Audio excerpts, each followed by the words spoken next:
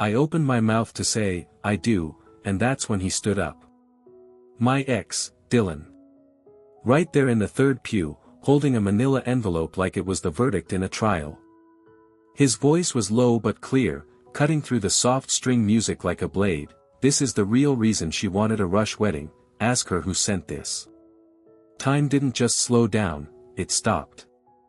I was frozen at the altar, Claire's hand still in mine, the minister blinking like he hadn't rehearsed for this scene. Our families stared. A few guests gasped. Claire turned to look at Dylan with the kind of expression that only lives between fear and fury. And me? I felt my knees go weak like gravity had changed its mind. My name's Thomas. And up until 5 minutes before that moment, I thought I was the luckiest man alive. Let me back up. Claire and I had only been engaged for 3 months. A little fast, I'll admit, but we'd known each other for years. We'd always circled each other in mutual friend groups, but it wasn't until a year ago, after my mom's funeral, of all places, that we really saw each other. She came to pay her respects, brought me a pie she baked herself and stayed long after the others had gone. That night, we talked about loss, about love, about what lasts. Something about that conversation settled into my bones. Like I'd finally been heard. From that moment, it moved fast. Weekends together, toothbrushes at each other's places, then the kind of whispered talks that happen under warm blankets and dark ceilings. What if we got a dog? What if we moved somewhere quieter? What if this is it? She was thoughtful, steady, and made the chaos of the world feel like background noise. So when she suggested we move the wedding up, said it felt right, said her grandma's health was failing and she wanted her to see it, I said yes. What I didn't ask was why now, really. I thought I knew. Turns out, I didn't know a damn thing. Let me tell you about Dylan. He and I go way back, college roommates, summer jobs, dumb tattoos. He dated Claire years ago, before I ever knew her. They broke up messy. He left town, she never talked about him. The kind of chapter you think you've both closed.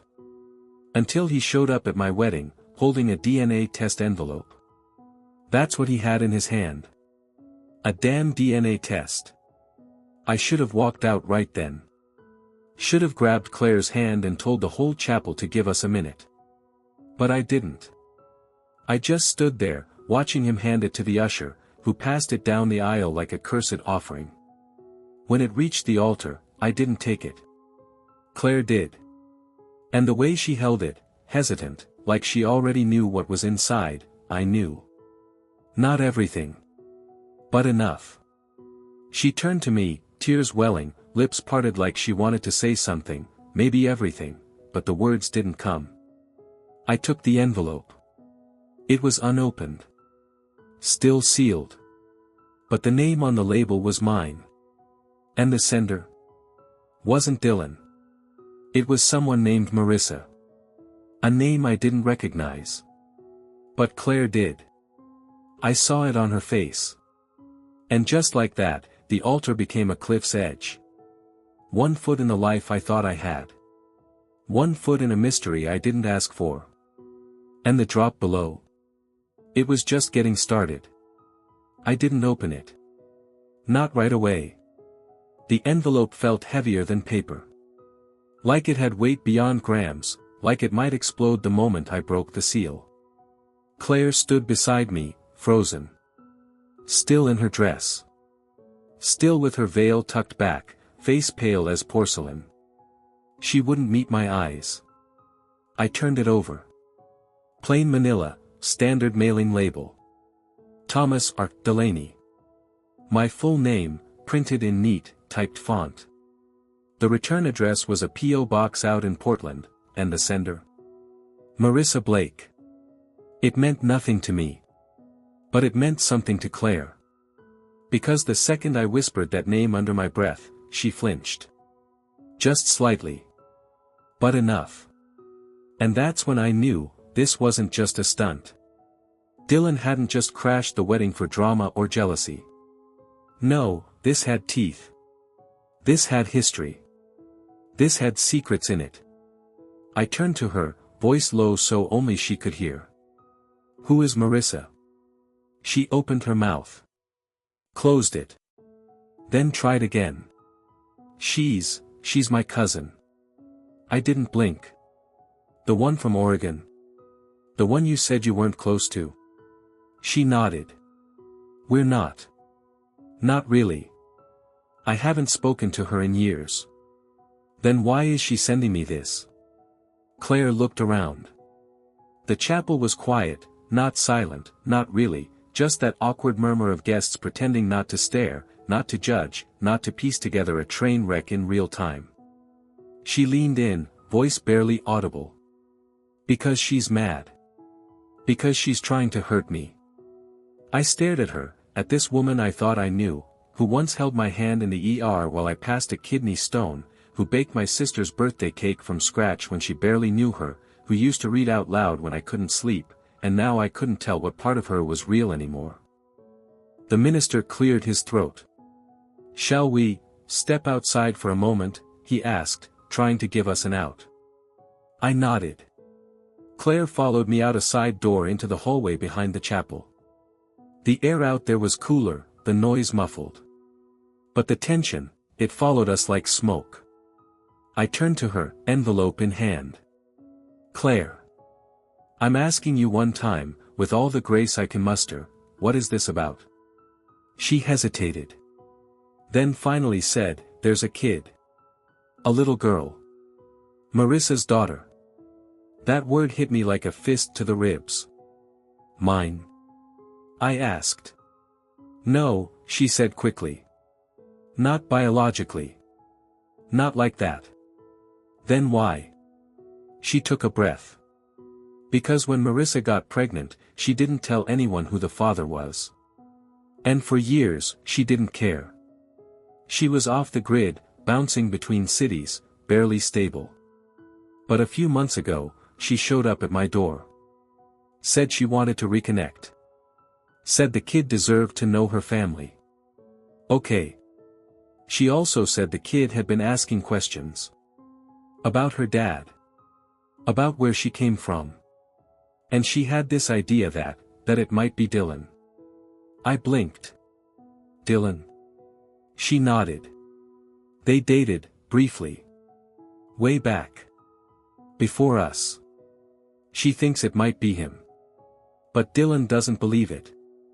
He says they never even slept together, that she's just trying to pin something on him because she's broke and bitter.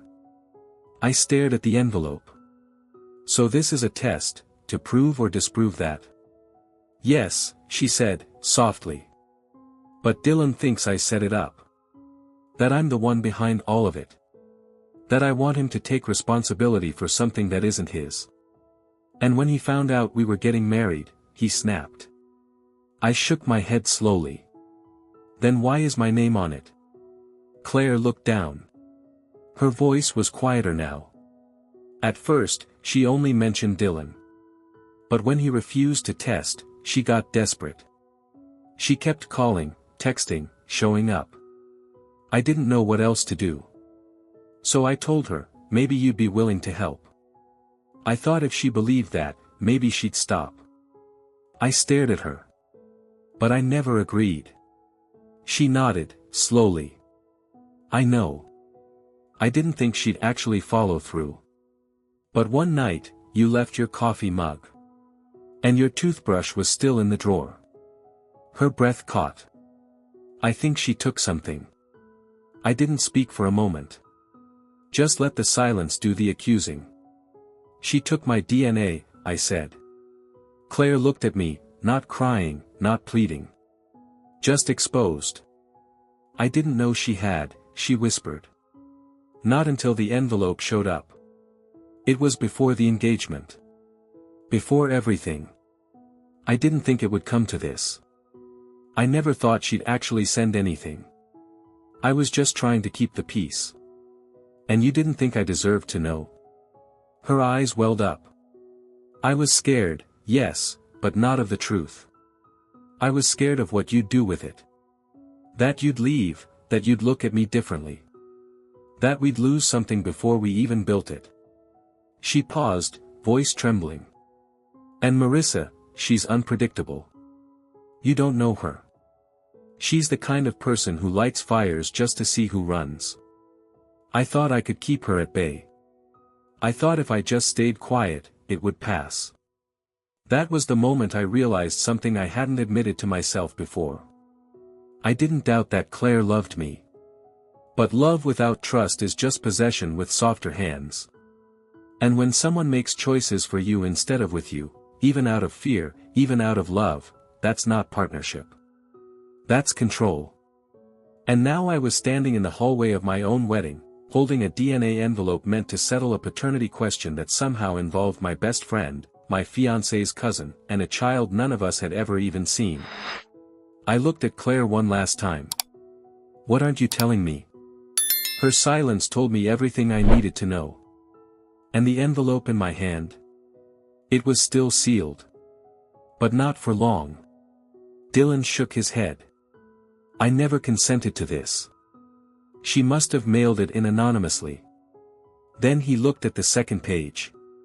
And everything in his face changed. But that's not the whole story. He held out the second sheet. I took it. My fingers shook as I unfolded the page. My full name. Thomas R. Delaney. Secondary DNA comparison. 99.6% probability of paternity. I didn't feel the paper slip from my hand, but it hit the floor with a sound I won't forget. Someone gasped audibly. A chair scraped against the floor. A man in the front row muttered, "Jesus Christ." I looked up. Every pair of eyes in that chapel was on me, not Claire. Not Dylan. Me. Like the moment had shifted and I'd become the story. Claire stepped toward me. I didn't mean for you to find out this way. You told me you barely knew her, I said, stunned. You said you weren't close. We weren't, she said. But there was one night. During that summer when you and I paused. After your dad got sick. She didn't have to say more. I remembered that time, how I pulled away from everything, including her. And in the space I left behind, she'd found someone else. Her cousin. She got pregnant? I asked. Claire nodded. I didn't know. She vanished. Then came back, saying it might be yours. She wanted something, money, security, maybe leverage. I thought if we got married, it would make it all go away. That broke something in me. You tried to outrun the truth, I said. And you used our wedding to do it. Claire reached for my hand, but I stepped back. Thomas, please, she whispered. Not here, I said. Not like this. I turned and walked down the aisle, the same aisle we were supposed to celebrate in. Every step felt like glass in my chest. The silence behind me wasn't kind. It was charged. Awkward. Watching. I passed rows of faces I barely registered. Friends. Family. People who'd come to witness a beginning, and now couldn't look away from an ending. I didn't stop. Didn't look back. Because this wasn't a wedding anymore. It was fallout. And somewhere out there was a child I never met, with my eyes, my name not on her birth certificate, and a story I'd never been told. I drove. No destination. No music. Just the road stretching out like it was trying to give me space to breathe. I left Claire standing at the chapel. I didn't say goodbye to the guests. Didn't explain to the officiant. Just walked out with the kind of stillness that only comes when your insides are on fire and there's no way to put it out in public. I ended up in a park. Somewhere quiet. A place I used to take my niece when she was little. There was a swing set, a few benches, a view of the lake. I sat down and tried to feel the ground beneath me. Tried to remember who I was before all this. Before I found out I was a father. That word didn't feel real yet. I didn't know what she looked like. I didn't know her laugh or the way she liked her sandwiches or what stories she asked for at bedtime. But she existed. She had my blood. My name, just not legally. And her mother had taken her and disappeared for years. Because Claire let her. The betrayal wasn't just the secrecy. It was the choice, to keep me out. To play architect of my life without giving me a blueprint. I must have sat there for over an hour before my phone buzzed. It was a text from an unknown number. You don't know me. My name is Marissa. Claire never meant for it to come out like this. But now that it has. I think it's time you met her. Her name's Ivy. Below it, a photo. A little girl in a green dress, crouched by a garden bed, holding up a daisy in one hand like she'd just discovered treasure. She couldn't have been older than 3. Big eyes. Dark hair. Round cheeks. She looked like my baby pictures. I stared at the screen for a long time. That kind of long where you lose all track of time, and it's just you and the image and 100 questions you're too scared to say out loud. Then another message came through. We're staying in a rental house just outside town. She doesn't know who you are yet. But I think she deserves to. I didn't respond. Not yet. I wasn't ready. Instead, I scrolled back up to the photo. Tried to absorb it.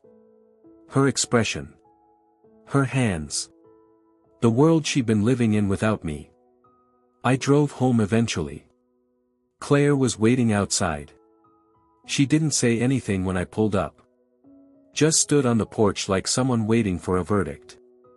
I got out of the car, walked past her, and unlocked the front door. You have every right to hate me, she said, voice soft behind me. I didn't lie because I wanted to. I lied because I was scared. Scared that if you knew, you'd walk away before we ever got started. I turned around.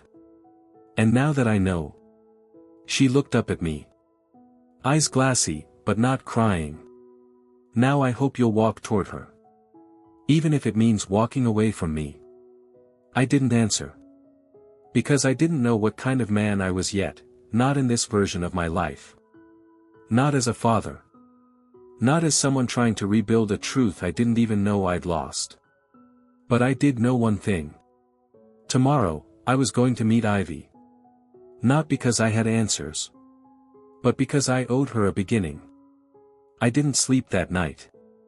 I laid in bed staring at the ceiling, listening to every creak of the house I'd nearly built a life in. Claire was gone. I don't know where she went after I walked past her, and I didn't ask. The silence was thick. Not angry. Just, final. By morning, I felt hollow. But beneath that, something else had started to grow. Not rage. Not even grief. Resolve. At 10:04 a.m., I pulled up outside the rental house Marissa had texted me. It was small, gray-blue siding, front porch sagging just a bit like time had gotten ahead of the paint job. The kind of place meant for short stays and fresh starts. I didn't knock right away. Just sat in the car with my hands on the wheel, watching the front door. I didn't know what I was walking into. A stranger. A child. A woman who once decided I didn't deserve to know. But I also knew this wasn't about my comfort anymore. It was about hers. About Ivy. I finally got out, walked up the steps, and knocked once. Marissa opened the door. She looked older than I remembered in Claire's photos, not in a worn-down way, just, lived in. Her hair was pulled back, no makeup, t-shirt stained with what looked like Play-Doh and cereal milk. She didn't smile. Just stepped aside and said, "She's in the back. Drawing." I followed her into a small living room with toys scattered like breadcrumbs. Crayons, stuffed animals, a half-eaten apple on a paper towel. Normal chaos. Honest chaos. And then I saw her. Ivy. Sitting on the floor in front of a coffee table, legs crossed, tiny socks mismatched. She was coloring, not carefully, just big, wild strokes across the page. A blue sky. A yellow sun with too many arms. She didn't notice me right away. Marissa cleared her throat. Ivy, sweetheart. Someone's here to meet you. She looked up. Those eyes. They froze me. Brown, like mine. A little darker, deeper. But they held that same quiet focus I used to have when I was lost in my own world as a kid. Like she was processing everything before deciding how she felt about it. I crouched down. Close, but not too close. Hi, I said, voice soft. I'm Thomas. She tilted her head. Are you Mommy's friend? Marissa started to say something, but I raised a hand gently. Sort of, I said. But more like someone who's just been waiting a long time to meet you. She blinked. Do you like dinosaurs? I almost laughed. Yeah, I said. Especially the ones with tiny arms. Like T-Rex. She grinned. He can't even high-five. I nodded. It's tragic. And just like that, the air shifted. She scooted a little closer and held up her drawing. This is the sun. It's watching everyone. I took it like it was a priceless artifact. It's beautiful. We spent the next hour on the floor. Coloring. Talking about dinosaurs and clouds and why grapes get wrinkly when you forget them. She didn't ask who I really was. And I didn't tell her. Not yet. But every minute felt like stitching something together I didn't know I needed. Marissa watched quietly. She offered me coffee. I said yes. We didn't talk much while Ivy was around, but there was this understanding between us, not peace, not forgiveness, just a shared focus. On her. When Ivy finally wandered off to nap, Marissa sat across from me on the arm of the couch. Folded her hands. Looked at the floor. She doesn't know, she said. I figured. I didn't plan to keep it from you. I just didn't know how to find you again without bringing Claire into it. I nodded. And now? Now, she said, I think she's old enough to start asking the right questions. And you deserve to be part of the answers. I let that sit. And then asked something that had been burning in the back of my throat all day. Why now? Marissa looked me in the eye. Because she started drawing you. That stopped me. She's never met me. I know, she said. But she kept drawing a man. Same face. Same eyes. And every time I asked, she'd say, that's the man in my dream. I didn't know what to say to that. Didn't know if I believed in fate or inherited memory or anything close to it. But in that moment, all I knew was this, I was in her life now. No matter what happened with Claire. No matter how I got here. Ivy was mine. And I would never let her go unseen again. I started seeing Ivy a few times a week. At first, it was just short visits, an hour here, a couple of playground trips there. I'd bring snacks, a coloring book, and sit beside her like I was learning a language I used to speak but forgot. Every visit, she'd open up a little more. One day she called me Mr. T. The next, she showed me a leaf she said looked like a pancake. I kept it. Pressed it in a book. She didn't know who I was, not in the way that mattered. Not yet. But she felt something. That strange gravity between people cut from the same cloth. And I felt it too. Every time she laughed, something in me healed. Claire texted once. Just once. Said she hoped I was okay. That she was staying with her sister. That if I ever wanted to talk, she'd be there. No pressure. No guilt. I didn't respond. Not because I hated her. Not even because I couldn't forgive her. But because some things break in a way that shouldn't be glued back together. I didn't need her to explain again. I didn't need her to spin the story one more time. I needed space to build a new one. And that's what I did. The first time Ivy called me Dad, it wasn't planned. We were in line at the zoo, and she tugged on my hand, pointed at the penguins, and said, "Daddy, look." I froze. So did Marissa. But Ivy just kept looking at the birds, smiling like the word had always been mine. I didn't correct her. And Marissa didn't either. Later, while Ivy napped in the back seat, I asked Marissa if she was okay with it. She looked out the window and said, honestly, "I'm glad it's you." We didn't talk about custody or court orders. We didn't draw up paperwork. It wasn't that kind of beginning. It was slower. Real. The kind of thing you build with trust, not lawyers. We agreed to take it one day at a time. To keep Ivy first. To keep the past where it belonged. Months passed. The leaves turned gold, then bare. I moved to a smaller place with a spare bedroom painted soft green. Ivy picked it out. Said it looked like frog skin. We hung up her art. Put glow-in-the-dark stars on the ceiling. I found a rhythm I didn't know I was missing. Sundays became ours. Pancakes. Bubbles in the backyard. Holding her hand as she fell asleep to the sound of rain. One night, she asked if I used to be a stranger. I said yes. She looked at me, puzzled. "But now you're not." "No," I said. "Now I'm just, your dad." She smiled. "Good. I don't like strangers." I kissed her forehead, turned out the light, and sat in the hallway long after she fell asleep. Just listening to her breathe. That was the night I realized something simple but heavy. My life didn't fall apart that day at the altar. It started.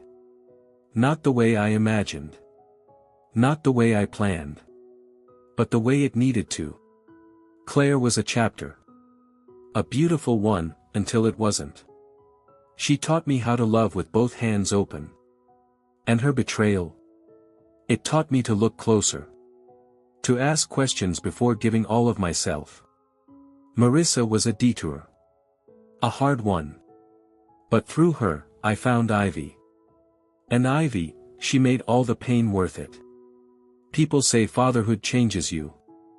They're wrong. It reveals you. Strips away the noise, the excuses, the old wounds, and leaves you standing in front of something that needs you whole. That's what Ivy gave me. Not just purpose. But peace. And in the end, that's the story I'll tell her someday. That before she knew my name, before she called me Dad, before we danced to songs in the kitchen and painted stars on the ceiling, I was lost. And then she showed up. A little girl with a daisy in her hand and the whole world in her smile. And just like that, I came home.